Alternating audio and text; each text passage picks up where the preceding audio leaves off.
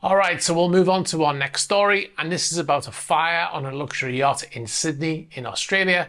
A luxury yacht was engulfed in flames Friday. The vessel was moored at the Woolwich Pier in Sydney after being used that day by her owners. The name of the yacht was Yacht Andiamo and is valued around $10 million Australian. So fire crews worked through the night on the blaze, but it burned for 10 hours and wasn't extinguished till 6 a.m. By the time they put the fire out, the vessel was completely destroyed. The owners had just filled the yacht with 4,000 litres of fuel, which probably would explain the difficulties they had in extinguishing that blaze. Now, what remained of the hull sank and just left debris floating on the surface, as you can see in this video here. That was by a local news outfit in Australia. The officials are saying there's nothing to suspect that the yacht fire was suspicious.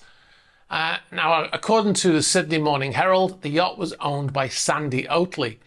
He's the son of the late Hamilton Island owner Bob Oatley. He purchased that island for $200 million. The Oatley family also owns Wild Oats 11, the 9-time Lion Honours winner of the Sydney to Hobart yacht race. Now, there's been a lot of what I call accidental misinformation about this story. And this is because it's actually been really difficult to discern which boat this was. Now, a lot of the news, the mainstream media, talked about a 59-metre yacht also named Andiamo, built by Pershing Yachts in Italy. That is incorrect. It was not that boat.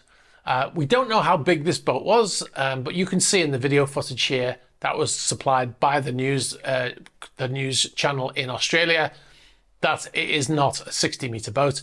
It is also not the Warren Yachts Andiamo, also reported in the press. That was a 26-metre yacht that was built in Australia by Warren Yachts. It is not that boat either. And there turns out there's an awful lot of boats called Andiamo. The Fire and Rescue of New South Wales Superintendent Adam Dewberry said that the crews managed to contain the blaze, but the vessel was ruined and had largely sunk into the harbour, as you can see in the footage and the photographs on screen. He made a statement saying the initial firefighting efforts were not only to extinguish the fire, but to stop it spreading to a number of high-value vessels that were moored alongside the motor yacht. A young dockworker on site at the time moved those other vessels away from the fire, Dewberry said. Nobody was on board at the time, so there were no injuries, which is great news. If you've got any more information about this story, and if you know who built that yacht, and more specifics about the yacht, please get in touch. Hi, thanks very much for watching this video. You've been watching a Super Yacht News clip. If you'd like to see the full unedited Super Yacht News video, you can click on the link over here. You can also find our channel links below here.